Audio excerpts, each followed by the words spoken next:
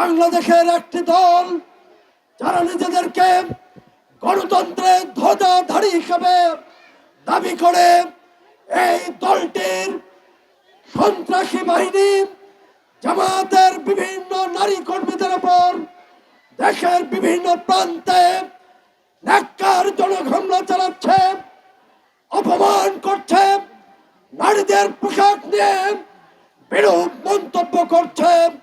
এই বিরূপ মন্তব্যের প্রতিবাদে, নারী হেনস্থার প্রতিবাদে আজকে বগুড়ার শহর জামাতের কয়েকটি ওয়ার্ডের নারী কর্মীরা, সাধারণ নারী সমাজ আজকে রাজপথে যে প্রতিবাদ বিক্ষোভ প্রদর্শন করলো, এই প্রতিবাদ বিক্ষোভের মাধ্যমে ওই সন্ত্রাসীদের বিচার দাবি করেছে নারী সমাজ এবং আগামী দিনে দাঁড়িপাল্লা প্রতীকের পক্ষে তাদের আস্থা প্রকাশ করেছে।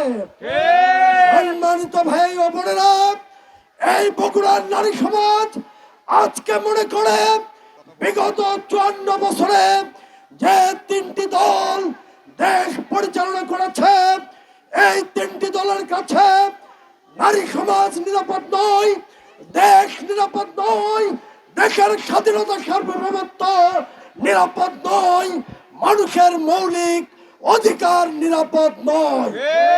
তাই আজকে নারী সমাজ মনে করে আজকে যদি গোটা দেশে দাঁড়িপাল্লাকে বিজয়ী করা হয়, তাহলে নারীদের অধিকার নিশ্চিত হবে, দেশের স্বাধীনতা সার্বভৌমত্ব রক্ষা হবে, মানুষের মৌলিক অধিকার নিশ্চিত হবে, দেশ সামনের দিকে এগিয়ে যাবে।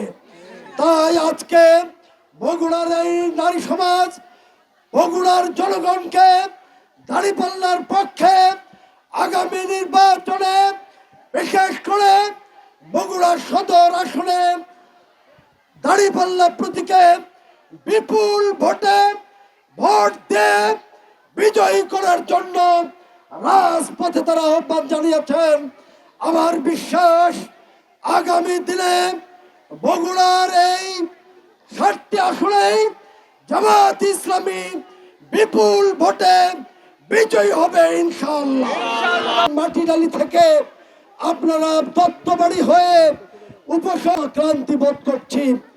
আমি মনে করি আপনারা অংশগ্রহণ করার জন্য নারী হেনস্থার প্রতিবাদে থেকে আন্তরিক ধন্যবাদ জানাই, মোবারকবাদ জানাই। কালকে আমাদের ময়দানে আপনাদের এই প্রচেষ্টা, সকলকে ধন্যবাদ। আজকের কর্মসূচির এখানে